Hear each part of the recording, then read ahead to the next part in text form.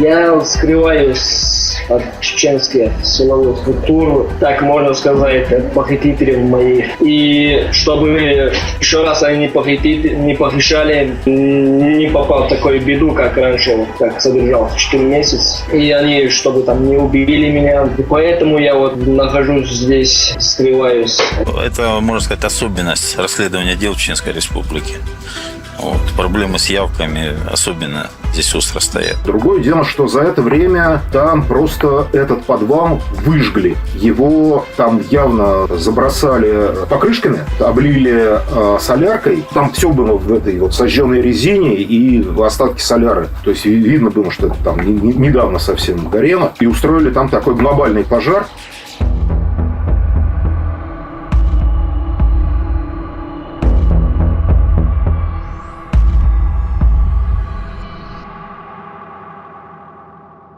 Привет! Это самый настоящий детектив. True Crime подкаст «Эхо». Мы делаем его совместно с командой «Против пыток». Меня зовут Кирилл Набутов. Сегодня мы поговорим о том, чем закончилось дело Ислама Умар-Пашаева. Одно из самых резонансных дел о похищении человека на территории Чеченской Республики.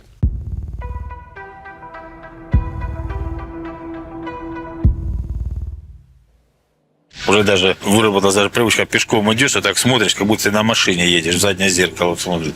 Это рассказывает Игорь Соболь, старший следователь по особо важным делам, следователь, которого Александр Бастрыкин назначил вести дело Ислама Умар-Пашаева. По версии его адвокатов, сотрудники правоохранительных органов похитили Ислама из родительского дома в Грозном. Сразу после своего назначения в январе 2011 года Игорь Соболь возбуждает уголовное дело по факту халатного исполнения обязанностей и превышения полномочий оперативником Ханпашой Атланбиевым. Атланбиев в августе 2010 года насильно отвез отца и брата Ислама Умар-Пашаева в дом к Цакаеву. А кто такой Цакаев?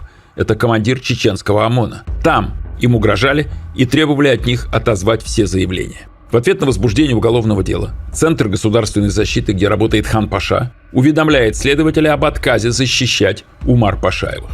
С точки зрения правозащитников это тревожный сигнал. До этого МВД несло хоть и формальную, но все же ответственность за жизнь и здоровье Ислама Умар-Пашаева. А теперь нет. Тем не менее, дело все же сдвигается с мертвой точки. Следователь вызывает командира республиканского ОМОНа Цакаева на допрос в феврале 2011 года. И Цакаев приходит. Самое интересное происходит после. Допрос заканчивается. Следователь Соболь говорит Цакаеву, что теперь нужно проверить показания потерпевшего уже на базе ОМОНа. И командир приходит в ярость. Это все видит не только Соболь, но и генерал Леденев. С Цакаевым, как мне рассказывали, а мне об этой истории рассказывали и Соболь, и Леденев, с Цакаевым случилась истерика. Он там через стол просто бросился, значит, хватать за воротник, за шкварник Соболя и стал кричать, что, значит, если вы завтра этого бандита приведете ко мне на базу, я прикажу открыть огонь и там всю вашу группу положу. Следователь запрашивает защиту у бойцов одного из специальных подразделений МВД. Но руководитель подразделения генерал Николай Симаков отказывается предоставлять следователю защиту. Он объясняет это тем, что его бойцов на базе ОМОНа чеченского могут попросту убить. Однако следственная группа все же выезжает на место. Небольшое сопровождение группе предоставляет генерал Леденев, руководитель Следственного комитета по Чечне. Я считаю, что это было героическое решение Соболя в тот момент. На встречу приехавшей группе выходит один-единственный человек, которого Ислам Умар-Пашаев мгновенно опознает как одного из своих мучителей. Им оказывается заместитель Цакаева Асланбек Ахаев. При этом он активно отрицает, что знаком с потерпевшим. Игорь Каляпин в нарушение правил даже записал этот эпизод на камеру. Потерпевший говорит, что вы были там, где его содержали. Я его первый раз здесь видел. Во время осмотра места происшествия Ислам в подробностях рассказывает о том, как выглядело его пребывание в этом месте. В первую очередь он обращает внимание на красное кирпичное здание, без всяких номеров. Именно в подвале этого дома, утверждает Ислам, его и держали на протяжении почти целых 4 месяцев. Это здание, которое меня задержали и в подвале держали. Комната вот эта, да? Да. Значит, без номера, кирпичное здание в красном кирпиче. Снимите его так со всех сторон. Ислам показывает и клетки с медведями и волками, которым его обещали скормить. и баню, куда его стали водить мыться, когда чуть-чуть ослабили режим. Остается последнее. Нужно войти на территорию дома, чтобы проверить показания внутри. Но офицер ОМОНа, охраняющий территорию, активно протестует. Он никак не может позволить войти в дом, ведь это частная, а не государственная собственность. Сделать на месте ничего нельзя. Группа довольствуется проверкой показаний без захода в дом. Пока следователь пытается установить имя владельца здания, прокуратура по факту расписывается в собственной несостоятельности. Первый заместитель прокурора Чечни Николай Хабаров пишет письмо Каляпину, в котором подчеркивает, что, цитата, «следует отметить отсутствие со стороны следователей принципиальности и настойчивости при расследовании уголовных дел указанной категории». Цитата закончена. Сам Игорь Каляпин, однако, настроен вполне оптимистично и надеется, что следователю Соболю все же удастся довести дело до суда. Я считаю, что следователь Соболь действовал рационально, очень, безусловно, учитывая ту ситуацию, в которой он, как сотрудник Следственного комитета, находился. В мае старший следователь Соболь вызывает у Марпашаевых, Ирисбая, отца, Ислама и его брата в Чечню для проведения следственных действий. К этому моменту формируется список подозреваемых, которых необходимо допросить и с кем необходимо провести очные ставки. Список включает 8 человек, хотя подозреваемых на самом деле уже больше 20. Алихан Цакаев, командир ОМОНа по Чеченской Республике, который давил на брата и отца Ислама, чтобы они отозвали свои заявления в августе 2010 года. Адам Хизриев и Асланбек Ахаев, заместители Цакаева. Аслан Исмаилов, заместитель Цакаева, который лично грозил Исламу подготовить его на результат. Абдул-Бари Бацаев, младший инструктор-снайпер ОМОНа по Чечне. Ханпаша Атланбаев, сотрудник Центра государственной защиты МВД, который вывозил у Марпашаевых против их воли к Цакаеву. Анзор Дышниев, оперативный уполномоченный отдела полиции номер 2 по Грозному, бывшего Октябрьского РОВД. Закир Бибулатов, начальник отдела уголовного розыска Октябрьского РОВД Грозного. Следователь направляет повестки о необходимости явки на следственные действия 15 мая. И ни один человек не приходит. Вот что об этом говорит Игорь Соболь сам в разговоре с журналистами. Это, можно сказать, особенность расследования дел в Чеченской Республике. Проблемы с явками особенно здесь остро стоят. ОМОНовцы пытаются оправдаться уважительной причиной. МВД проводит учения, явиться в указанное время для следственных действий не представляется возможным. Что в такой ситуации чисто теоретически может сделать следователь? Вынести постановление о принудительном приводе. Именно это он и делает. Постановление направлено начальнику Главного управления МВД по Северо-Кавказскому федеральному округу. Из Главного управления приходит ответ. Доставить на допрос вышеуказанных лиц невозможно.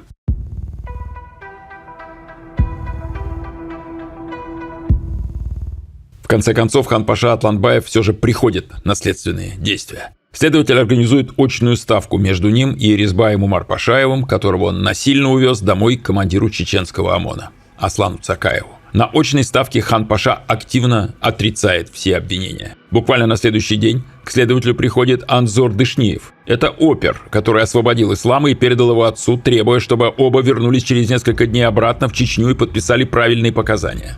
Следователь Соболь хочет организовать опознание.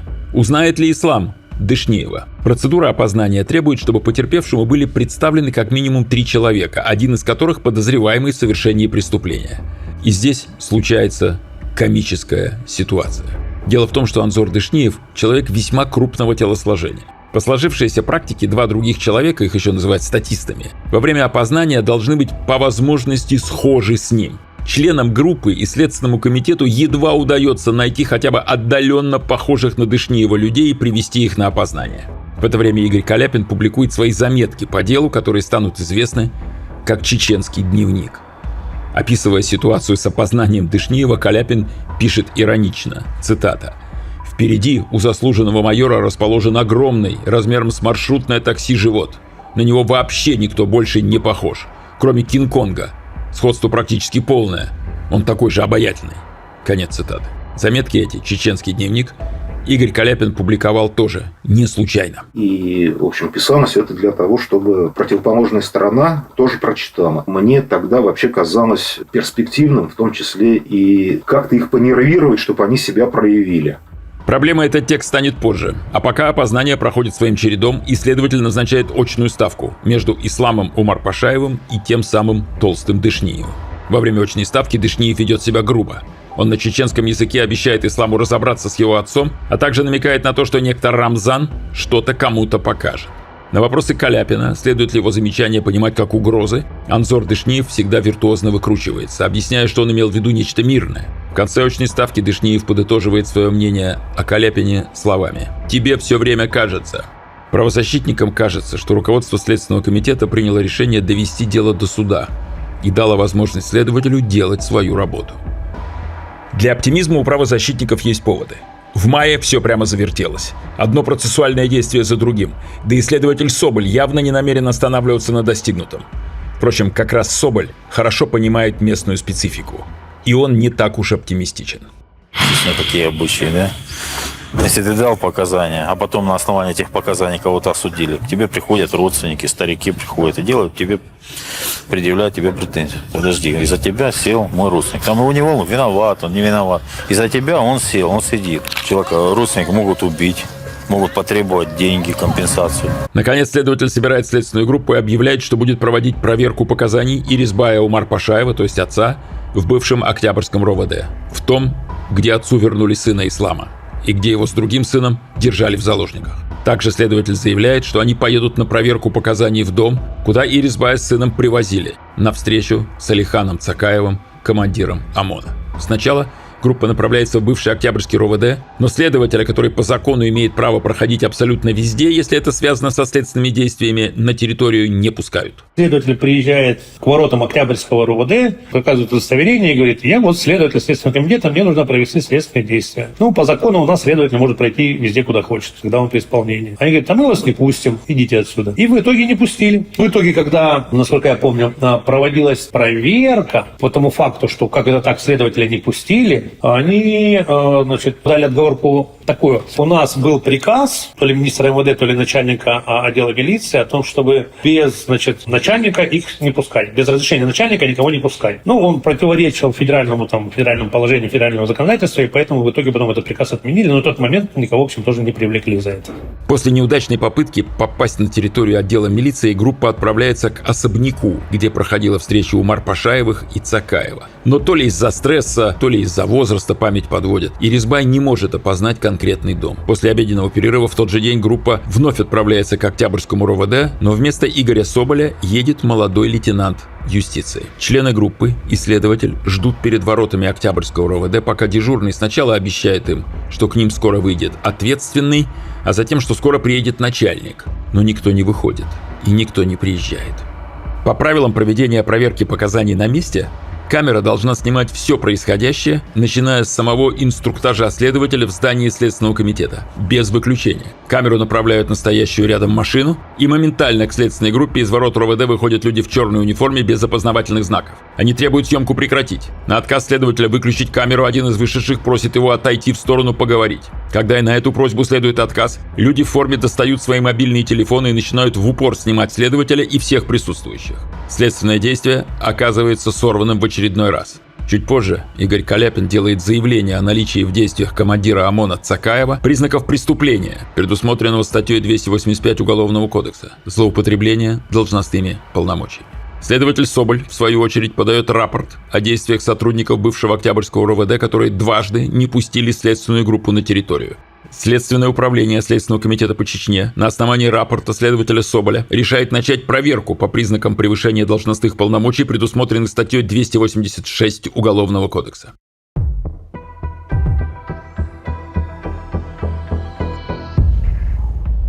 В это время правозащитники не отказываются от идеи, чтобы дом, куда отца и брата Ислама привозили на встречу с Цакаевым, был опознан, поскольку Ирисбаю не удалось точно определить этот дом раньше. Группа просит приехать брата Ислама. Он точно указывает, где больше года назад состоялась их встреча с руководителем чеченского ОМОНа. Теперь нужно проводить проверку показаний в доме. Следователь выезжает на следственное действие в дом Цакаева. Пытается попасть на территорию. Подъезжает к одному из шлагбаумов, который охраняется бойцами ОМОНа. Но ему говорят, что подъезжать нужно с противоположной стороны. Оказавшись у другого шлагбаума, следователь слышит, что ему нужно вернуться обратно, ведь здесь проезда нет. ОМОНовцы издеваются над следователем. Несмотря на то, что Соболя и группу сопровождают вооруженные бойцы, заходить с боем в дом они не решаются. Наконец, следователю удается установить имя владельца красного кирпичного здания на базе ОМОНа, в подвале которого Ислама содержали в плену. Его, владельца, вызывают на очную ставку с Исламом. Ислам подробно описывает, как выглядит дом внутри, а владелец соглашается. Описание очень точное. На вопрос о том, откуда потерпевший мог бы знать весь дом вдоль и поперек, владелец дома ответить не может.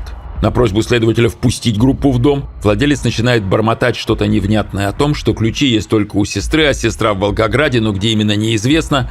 Следователь не сдается. Он обращается в суд с просьбой вынести постановление о проведении обыска в частном доме на базе ОМОНа. Через несколько дней суд постановление выносит. И следственная группа в сопровождении вооруженной охраны приезжает на территорию базы, вооружившись инструментами для вскрытия дома. За то время, что следствие пыталось установить владельца дома и получить доступ к помещениям, похитители приготовились хорошо.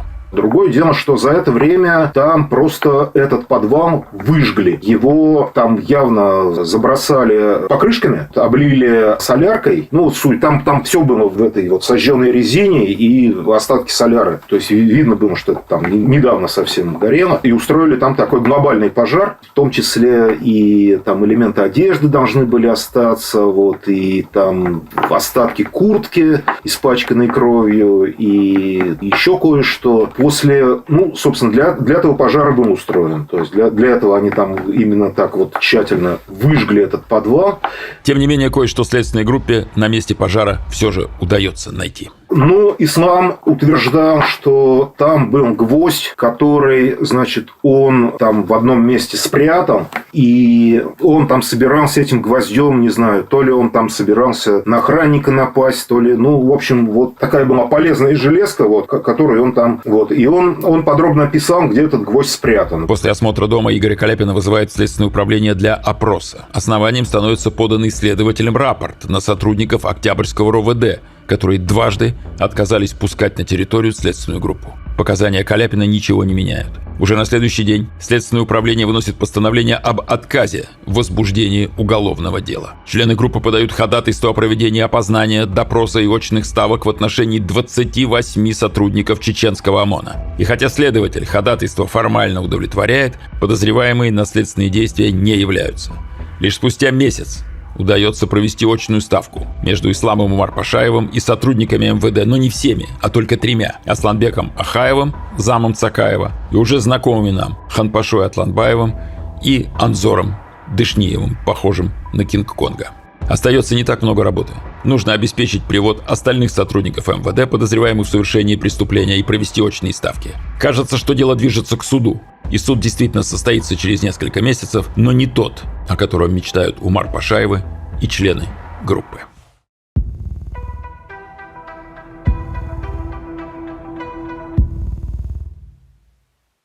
Листовки, предупреждающие о том, что в соседях у местных жителей якобы пособники террористов, появились в одном из поселков Борского района. Население всерьез обеспокоено. Это сюжет из новостей Нижегородской области в августе 2011 года. Пока члены группы пытаются заставить следствие работать, местонахождение Ислама вычисляют, и вокруг дома, где скрывается его семья, разбрасывают листовки, в которых Ислам называется террористом. Игорь Каляпин, пытаясь привлечь внимание к тому, насколько проблемно работать правозащитником в Чечне, дает большое интервью журналистке Esquire Светлане Рейтер. Интервью выходит под названием «Кавказские борзые». Понятно, что нужно читать борзые. В нем он подробно расписывает, как двигается дело Ислама Умарпашаева. В сентябре оперуполномоченный Анзор Дышниев, не способный вынести язвительного замечания Игоря Каляпина о его, Анзора, животе размером с такси, подает на правозащитника заявление по 319 статье УК «Оскорбление представителя власти». Никакого суда у нас по этому поводу не было. Я думаю, что он ограничился своими вот этими угрозами. Ой, там каких только угроз не было. У нас же с ним были в том числе очные ставки. То есть он пытался угрожать мне, он откровенно угрожал там родственникам Умарпашаева. Группа также договаривается с телеканалом НТВ об участии в съемках сюжета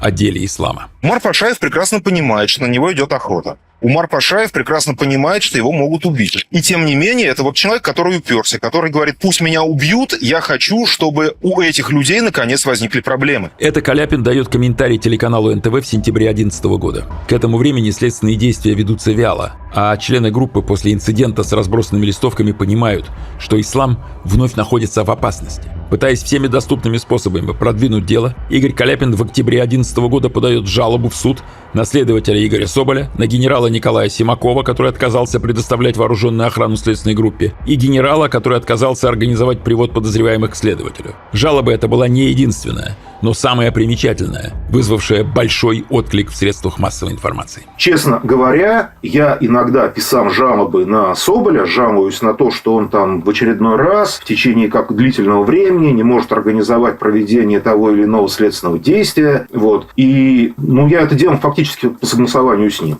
Не то, что он мне там помогал жалобы на самого себя писать, но я ему говорил: Игорь Александрович, я очередную пишу. Он говорит: конечно, пиши.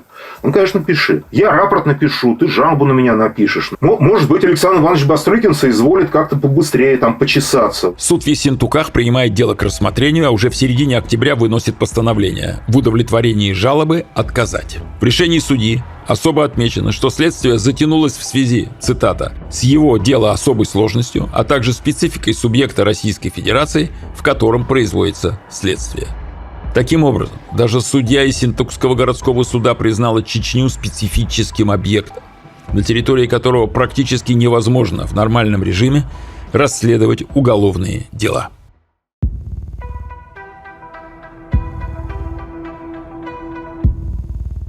В конце октября в эфире НТВ должны показать тот сюжет, в съемках которого члены группы помогали журналистам в Чечне. И сюжет даже показывают. Но не везде. Чечня. Казалось, еще недавно название этого российского региона ассоциировалось со словом «война» и вызывало животный страх.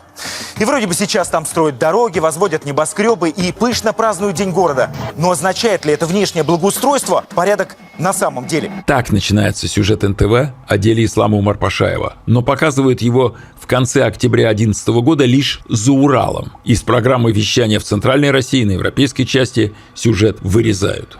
Группа не оставляет надежды довести дело до суда. Правозащитники возлагают на него большие надежды, потому что с их точки зрения у дела самый большой потенциал среди тех дел, которые группа расследует. Мне сложно говорить, были бы предъявлены обвинения всем участникам этого преступления. Наверное, нет. Наверное, бы там ограничились какими-то козлами отпущения. Но, тем не менее, каких-то сотрудников этого ОМОНа им бы пришлось осудить, отдать правосудию. Понятно, что, наверное, никто бы Сакаеву не решился обвинения предъявлять. Но каких-то сотрудников ОМОНа, которых, собственно, уже установили, и там и очные ставки были, и Умарпашаев их опознал на этих очных ставках. И они, в общем, уже изрядно напуганные ходили на эти очные ставки и боялись, что они сейчас туда зайдут, на этот допрос к Соболю, и обратно не вернутся. Поэтому ходили с вооруженными своими коллегами, которые якобы помогали им защищаться, в ходе следственного действия. У правозащитников все еще остается козырь, которым они до сих пор не воспользовались. Это живой свидетель пыток ислама Магомед Гадаев. Помните?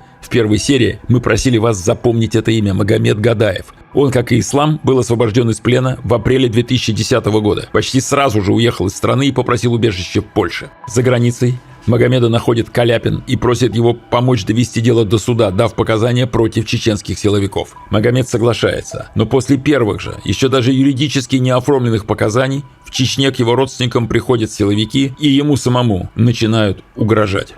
После получения угроз Магомед решает уехать во Францию, где вновь просит предоставить ему политическое убежище, но все же соглашается дать свидетельские показания по делу Ислама Умарпашаева. Мне удалось его уговорить дать официальные показания. Уговорить, собственно, Гадаев согласился, в общем, легко. На самом деле, организовать официальный допрос Гадаева следователям было чрезвычайно сложно. Остается вопрос, как организовать дачу показаний свидетелям обвинения следователям из страны, которая его преследует. Это было чрезвычайно важное доказательство. И нам нужно было тут филигранную работу провести. И это было очень сложно. Мы организовали приезд. Это тоже отдельная история была. То есть Гадаев находился на территории Франции под защитой французского государства. Он был на положении беженца. И организовать допрос его полковником юстиции Российской Федерации, то есть страны, от которой Гадаева защищают, было очень непросто. В 2012 году следственные действия продолжаются, хотя уже не так активно, как раньше. И тем не менее, правозащитники не теряют надежды. В это самое время Ислам и его семья продолжают скрываться от чеченских правоохранителей в Нижегородской области. После распространения листовок, которые выдали их местоположение, правозащитники их в очередной раз перепрятывают. Если не ошибаюсь, после того, как там были раскиданы какие-то листовки рядом с тем домом, где они находились, это уже на территории Нижегородской области было, а листовки там были такое состояние, что вот рядом с вами тут живут террористы, вот Ислам Умар Пашаев, там, вот, террористы, вот комитет против пыток его здесь скрывает. Что-то такие были, такого содержания были листовки. И после этого мы их переместили там еще одно место. В апреле 12-го Ислам дает свое последнее интервью, в котором и сам подтверждает, что скрывается именно от чеченских силовиков. Я скрываюсь от чеченских силовых структур, так можно сказать, от похитителей моих. И чтобы еще раз они не похищали, не попал в такую беду, как раньше, как содержался 4 месяца. И они, чтобы там не убили меня. И поэтому я вот нахожусь здесь, скрываюсь. Правозащитники очень хотят, чтобы дело было расследовано до конца. Самое важное, что для этого нужно, чтобы Ислам и члены его семьи продолжали давать показания и участвовать в следственных действиях. Остается только удивляться, что даже спустя 2 с лишним года члены семьи, находясь под давлением и скрываясь, продолжают настаивать на правосудии. Роман Веретенников считает, что в том главную роль сыграл глава семьи Ирисбай Умар Пашаев, рожденный в семье репрессированного в сталинский период чеченца. Я вот так, если в общем глянуть, по моему мнению, тут все дело в Ирисбае, что вот он такой вот, вроде бы там какой-то сельский человек, да, там простой, вот такого у него характер железный. А Ислам, может, у него, в общем-то, какая-то злоба, обида на представителей государства, которые с ним вот в первый раз, которые там его дубинками отходили, чего-то от него требовали, а в этот раз похищали и хотели вообще убить. Игорь Каляпин считает, что главную роль все же сыграл не отец семейства, а один из братьев Ислама, получивший юридическое образование. Именно он, этот брат, хотел, чтобы все было сделано по закону. Насколько я понимаю, там немалую роль сыграл вот старший брат Ислама, не самый старший в семье, это вот Юнус Умар Пашаев, который, он такой очень своеобразный человек, он получил юридическое образование, и он постоянно любил, вот это вот все вот раскладывать по полочкам, вот надо вот так вот, надо вот по правилам, надо вот такой, своеобразный человек. И он, насколько я понимаю, вот убедил своих родственников, и в том числе отца Ирисбая, что вот нужно поступить правильно, вот нужно пойти к правозащитникам, вот они вот в данном случае помогут, потому что вот они твоим делом занимались, они знают, как тебя вот защитить, в том числе от этого обвинения во взрыве метро. Вот как-то так вот доверились люди нам. Семья Ислама, узнавшая от правозащитников о возможности уехать за границу после завершения дела, к этому моменту уже мечтает только об одном, чтобы все поскорее закончилось, и они могли бы уехать из страны.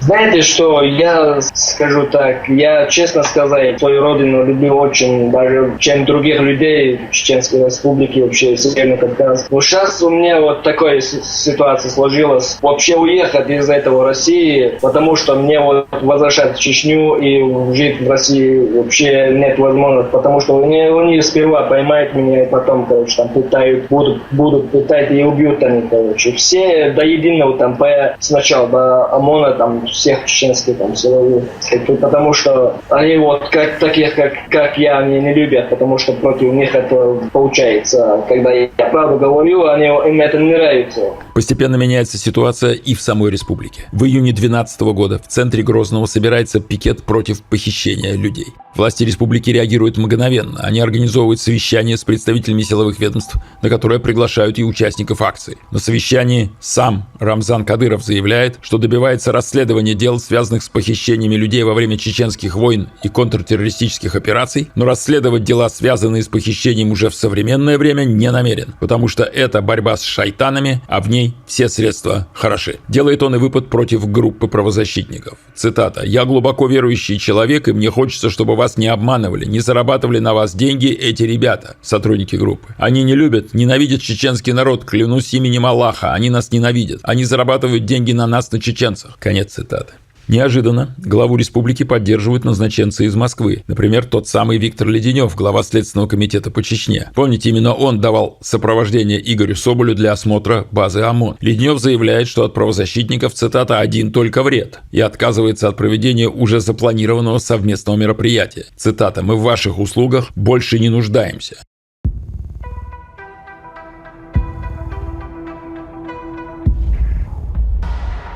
Летом 2012 года ФСБ и Следственный комитет внезапно начинает доследственную проверку возможности возбуждения уголовного дела против Игоря Каляпина за разглашение тайны следствия по делу о похищении Ислама Умарпашаева. В ФСБ вызывают журналистку Светлану Рейтер, выпустившую в 2011 году материал «Кавказские борзые». Вызывают и других журналистов, сотрудничавших с правозащитником Каляпиным. Доследственная проверка, которая должна закончиться в течение 10 дней, длится несколько месяцев. Неожиданно для всех, в конце 2012 года Владимир Путин включает Игоря Каляпина в Совет по правам человека при президенте. На время травля Каляпина и группы приостанавливается. Летом 2013-го местонахождение семьи Умарпашаевых вновь раскрывают, причем так же, как это произошло ранее. На лобовых стеклах машин, припаркованных во дворе дома, где живут Умарпашаевы, расклеивают десятки листовок, призывающих обратить внимание жителей на их соседа, пособника террористов. Наконец, члены группы добиваются, чтобы по делу Умарпашаева был допрошен Магомед Гадаев. Тот самый, который увидел Ислама сразу после пыток. В феврале 2014 года во французском городе Нант следователь Игорь Соболь допрашивает Гадаева и приобщает его показания к материалам дела. При допросе присутствует глава комитета против пыток Игорь Каляпин, еще одна правозащитница, а также переводчик и французский комиссар полиции.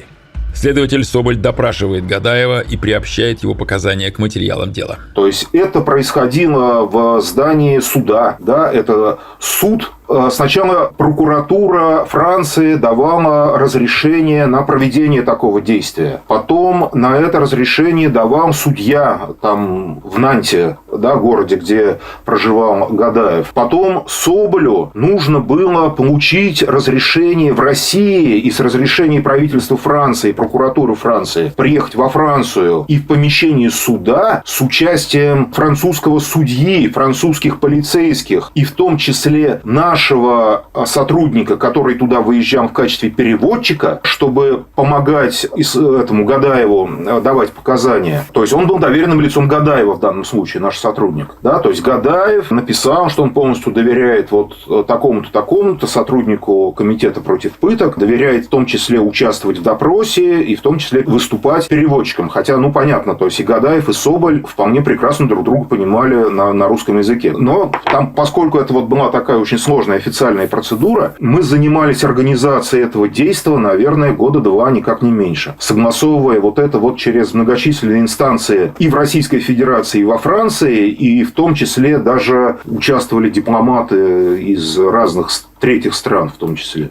В это время риторика властей Чечни становится более воинственной. Рамзан Кадыров по местному телеканалу «Войнах» обрушивается с критикой в адрес Игоря Каляпина, обвиняя его в том, что он предатель народа и защищает бандитов и наркоманов. Кадыров перечисляет ряд резонансных дел, которые ведет группа, в том числе дело Ислама Умарпашаева, которого Кадыров называет не иначе как «шайтан». Весь год ситуация остается очень напряженной, пока в декабре 2014 года Рамзан Кадыров не выступает с требованием выселять из Чечни родственников тех, кого подозревают в экстремизме, а дома их сравнивать с лицом земли. Игорь Каляпин публично отмечает, что слова главы республики противоречат принципу презумпции невиновности и просит Следственный комитет и Генеральную прокуратуру России проверить слова главы Чечни на предмет их законности. В ответ на это глава Чечни требует проверить некто Каляпина на причастность к финансированию терроризма.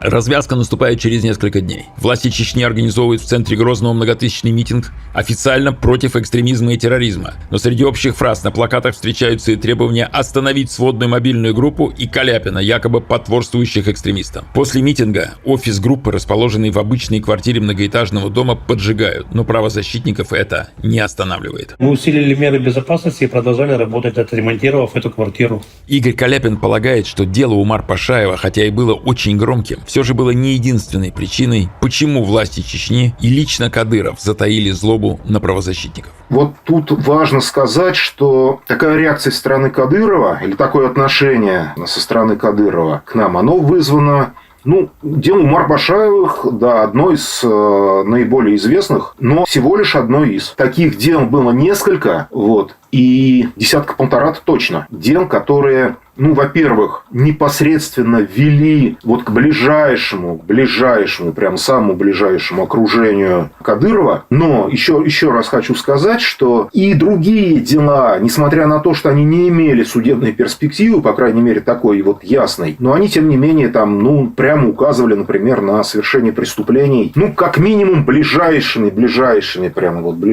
соратниками Кадырова, которые тоже носили форму, полковничьи погоны, там большинство из них и так далее. Все это было очень травматично, очень чувствительно. Да, мы все критиковали Кадырова и часто что-то о нем там негативное говорили. Вот. Но СНГ, наверное, было интересно тем, что вот мы не ограничивались просто тем, что где-то там в какой-то либеральной прессе, где-нибудь там в «Новой газете», там Политковская или Милашина что-то там писала про какие-нибудь наши расследования, приключения и так далее. А у нас были еще просто официальные документы Следственного комитета, официальные документы МВД, прокуратуры, вот это их там всякая деловая переписка, протоколы допросов, которые просто подтверждали то, что преступления в Чеченской Республике системно укрываются от расследования. Правозащитникам все еще кажется, что не все потеряно, и дело может быть расследовано, но совсем скоро их ждет настоящее потрясение.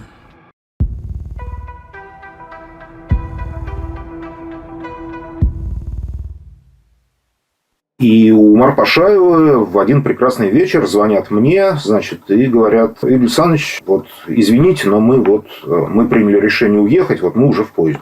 Неожиданно для всех, семья Умар-Пашаевых, устав от бесконечной дачи показаний и угроз, решает уехать в Европу. Реальное расследование дела на этом прекращается, но официально дело до сих пор не закрыто. В 2015 году Комитет против пыток вносит в реестр иностранных агентов. Члены организации принимают решение о ликвидации этой организации и создании взамен нее другой, Комитета по предотвращению пыток. После этого эту организацию несколько раз будут признавать иностранным агентом, однако она все равно будет продолжать работу. В сентябре 2017 года Европейский суд по правам человека признает жалобу Ислама Умар-Пашаева неприемлемой. После отъезда его связь с правозащитниками оказалась прервана, и суд перестал получать необходимые документы по делу. Следователь Игорь Соболь в 2017 году стал заместителем руководителя Следственного комитета по Чечне, но уже в 2019 году его уволили, а восстановление пришлось добиваться через суд. И только в 2020 он вернулся на работу в качестве зама руководителя Следственного комитета. Никто из подозреваемых в похищении Ислама Умар-Пашаева не понес никакого наказания, и многие до сих пор работают в государственных структурах. Алихан Цакаев, командир чеченского ОМОНа, несколько раз менял место службы, пока в 2022 году не был назначен начальником главного управления МЧС по Чеченской Республике. Спустя месяц после этого назначения он оказался замешан в скандале. Глава чеченского МЧС Алихан Цакаев ехал по встречной полосе и пытался скрыться. Это результаты проверки управления МВД по Северокавказскому федеральному округу. Напомню, что задержание чеченского чиновника Рамзан Кадыров назвал провокацией. Впрочем, для чиновника эта история ничем не кончилась. Адам Хизриев стал замом начальника управления Росгвардии по Чечне. Количество похищений людей и их убийств меньше не становится, скорее наоборот. Из-за специфики расследования преступлений на территории Чечни оценить, сколько человек пропадают в республике ежегодно, почти невозможно. На вопрос, страшно ли ему было тогда и страшно ли ему сейчас, Игорь Каляпин отвечает.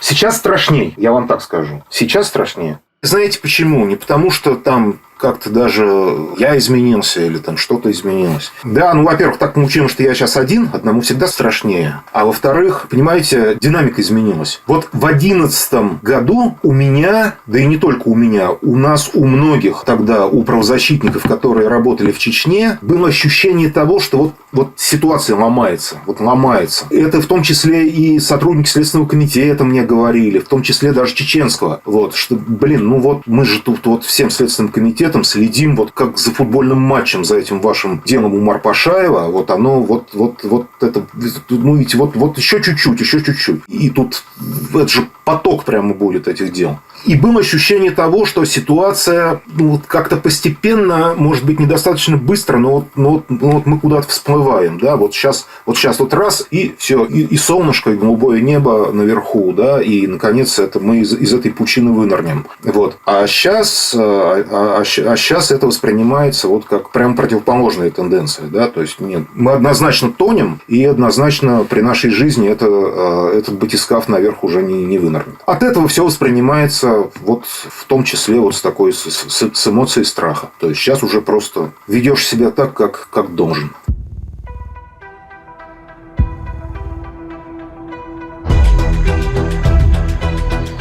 Это был подкаст «Самый настоящий детектив».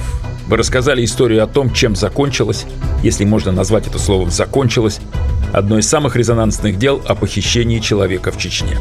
Спасибо, что слушаете нас. Подписывайтесь, ставьте лайки и оценки на всех платформах, где вы слушаете подкасты. А еще пишите комментарии. Это помогает в продвижении и дает новым слушателям возможность узнать о нашем подкасте. Кроме того, если вы хотите нас поддержать, можете задонатить Эху. Все реквизиты в описании этого эпизода. Сценарий этой серии написал Михаил Чистосердов, редактор Артем Беседин, музыкой и звуком занимался Антон Абразина. Рассказывал я, Кирилл Набутов. До скорой встречи.